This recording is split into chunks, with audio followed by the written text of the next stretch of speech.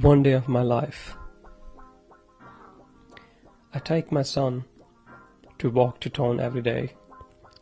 We walk through under the new bridge. After the bridge we meet on the way with Gunilla. Gunilla is working in an old building of Red Cross.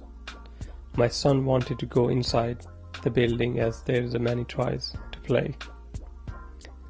But we keep walking towards town center. After Red Cross building we see the small dog park on the left side.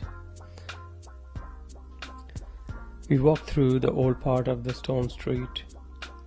I really like one street where you can see the red rose plants on the street and old style houses.